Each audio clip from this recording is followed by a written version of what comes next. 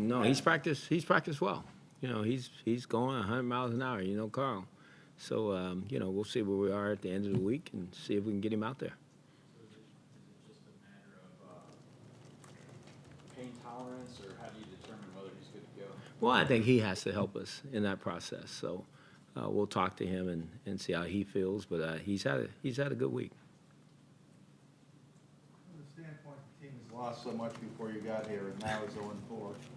How, what do you use as indicators that you still have their attention and their enthusiasm that things can turn? Oh, just how they work. They come in to work every day. So that's what I have to gauge all of that off of right now. I think the guys have done a great job. I mean, they've been really resilient.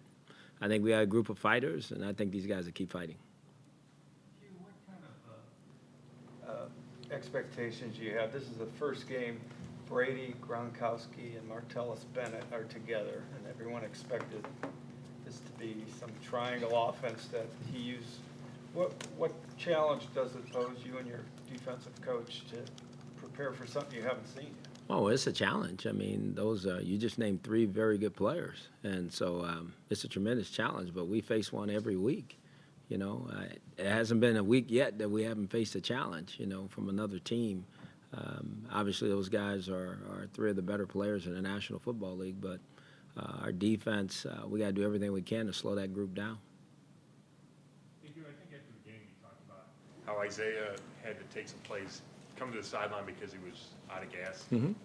Is that something you need him to work on so he can be out there more? No, I've been around a lot of great backs, and to me, obviously he's got to earn that right for me to call him a great back. But I think when you catch a pass and you break several tackles like he did for a 14-yard run, I think he deserved the blow. I think that was an outstanding play by him, and I've seen a lot of guys, ask for one at that time. And so I don't feel that it was just, all of a sudden it was a run and he was looking to come out. I think it was an extraordinary play that he had, and so I think he needed a blow, and we gave him one.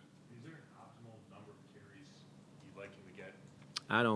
I said yesterday, maybe I didn't say it in here, I don't really look at it like maybe you guys do, that this guy got to carry the ball so many times. I think it's the position has to carry the ball so many times. I mean, himself and Duke combined, I think if you see those guys are carrying the ball over 25 times a game, so that position is getting enough carries. We just got to keep the production where it is, and I think things will be good. You obviously liked him, in the offseason you were talking him up, but did you know he was this elusive? I mean, I think he had 8 broken tackles the other day. Mhm. Is that I saw it. I'm not surprised by anything he's doing. That's why I made the comments I made. He's a tremendous football player, and he's only going to get better. If he'll continue to grind and work at it and stay to it, him and Duke and the rest of the group, they'll get better. In terms of what he had to deal with in the summer, the controversy he created, now we're kind of seeing the response as time has unfolded. He donated his first game check. We know he went to the funeral of the officer. Mm-hmm. And now we're also seeing that the stress and the pressure hasn't affected him on the field. What does all that mean to you, the way he's been able to kind of come back from that personally and professionally? Well, I think personally, I can't tell you the turmoil that he went through, other than what, he shared. But I know he was very remorseful about what happened. And I know that he wanted to do everything he could to make amends. And I think he's done everything that's been asked of him, everything that been expected of him and more. And I think it wasn't any issue with him wanting to do that. I think that's what he wanted to do it right. And so, again, I give tremendous credit to obviously Peter and the rest of the group who helped navigate him through all this. It was a tough time. Young man made a mistake. And that's what we all truly believed, that he made a tremendous mistake. And I thought he saw that, and he's tried to make amends for it. And I think he's tried to do the right thing since then. Did you ever have a moment where you thought, we can't have a guy like this on our team who did something like that? It was concerning. I think my first conversation with him, he called me, and that made a difference to me as far as just I could tell that he knew that he had crossed the line and did something that was wrong. And to me, that's the first sign. I didn't have to chase the player chased me, to let me know that he had made a huge mistake in judgment. And I know we all make mistakes sometimes, and there are mistakes that are unforgivable, and there's some that, you work through, and I think it was a legitimate mistake by him. And I think he's owned up to that. He's taken responsibility for it, and he's done the right thing since then. Can you talk just a little bit about Pryor's versatility in the last couple games and how important he will be in this game to balance out your offense? Oh, well, he's important, as you said, in every game we play because he can catch it, he can run with it. There's a lot of different things that he can do with the football. It's a game by game situation for us. It's not. We don't go out there and say, okay, this is what he has to do. It's 10 other guys playing. So, but he has a huge role and he has a part that he has to play, and he's very important to what we do on offense. But he's got to play his role as well as he can play it, and I think that's what's important. And sometimes it doesn't go all the time the way you want it to. And he's still a young player that's emerging. At his position. He doesn't have the skins on the wall at that spot like a lot of other guys do. So I think he's understanding, sometime week to week things could change. From quarter to quarter it changes, how people play you, But this would be a tremendous challenge for him because this team, they get up in your face and they put their hands on you and they don't let you go. So he's going to have to fight through some things, and that's a good challenge for him. There's different schools of thought on how long it takes before a head coach, especially one with quarterback expertise, knows what a rookie quarterback is, so to speak. Like just to use one example, Mike Holmgren said you had to pretty much play a guy for 2 full years before you really knew. But in your case, how much of Kessler do you need to see before you, quote unquote, know what he is? Well, I think, obviously, he's playing, so I need to continue to watch and evaluate. And again, I think the key to quarterbacks is not just them, it's the people that's around them. It takes 10 people to play on offense. So there's characteristics we want to see from our quarterback, and I think Cody has demonstrated a lot of those.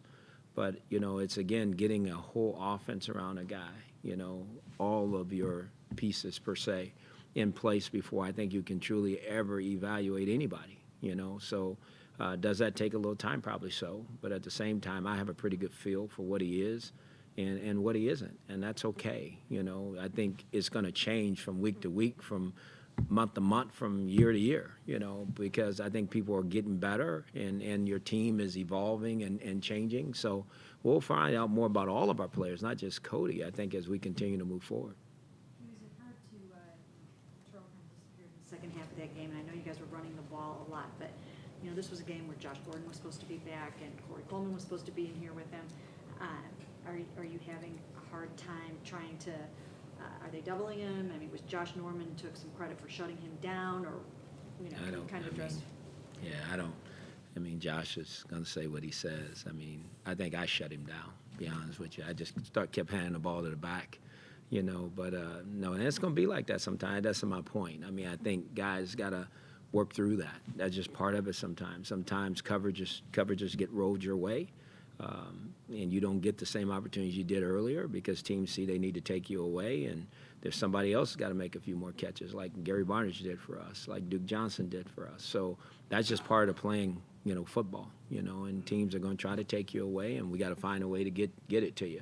And, the one time we did, obviously, the wrong thing happened. The ball was going back the other way. So we got to be smart in how we do it. We know that Terrell is important to our offense, but, again, there's 10 other players, and some other guys that can catch it and run with it, too, as well. Have been very versatile with their roster, given injuries, suspensions, but now you have, obviously, Tom Brady back, what he's capable of, but you haven't seen this year's offense with him under center. Is there a fear or a feel that this New England offense, just coming into this week with Brady back, would be more unpredictable than ever? No, I think I think there's a good history of Tom Brady and what he is and how he plays. And they're going to throw the football and they're going to run the football. They're going to, attack us where they think we're vulnerable. And Tom is he spearheads that. So I don't think there's unpredictability that way. I think Tom's going to do what he does, which is throw the ball as well as anybody in this league to his guys. And what we have to do is try to take those guys away. So I don't think there's any fear. Like I said, I think week in and week out, there's always an offense we have to try to slow down. I mean, last week it was the Washington Redskins, who at the time was one of the best pass teams in all of football. And we were able to slow them down a little bit, you know.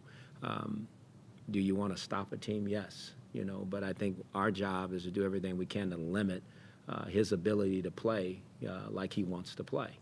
And just it's no different for them towards us. They're going to try to limit us with the way we want to play. So that's just pro football, and that's the chess match between coaches and staffs, and that's how it works. Last one. Belichick is, we know him. Special teams are really important to him. He's got two of the best kickers, like just about every team you play. What's your state of the special teams right now? I mean, the field position seems to have been tilted against you a lot more times than not. Well, I think we're playing a lot of young guys. You know, I think you said it. I mean, they have a core group of guys that have been there and know their system and has done a good job. I think Coach Tabor has done a good job thus far with what he's been able to do. You know, we've had to change kickers. We've had to do a lot of different things. So I think our guys are responding well and getting better. We by no means a finished product yet, but I think our young guys are starting to understand. It's really interesting to watch a young guy like Ricardo Lewis, who wasn't playing a lot of offense, was playing a lot of special teams, and now he's playing a lot of offense and playing special teams. So he's found out, you know, woo, this is a little different. And I think it's a little shock for some of the guys, but I think our guys are getting better each and every day, and it is a huge part of a football team, you know, the special teams. And we got to continue to do it better and get better at it, and I think we will.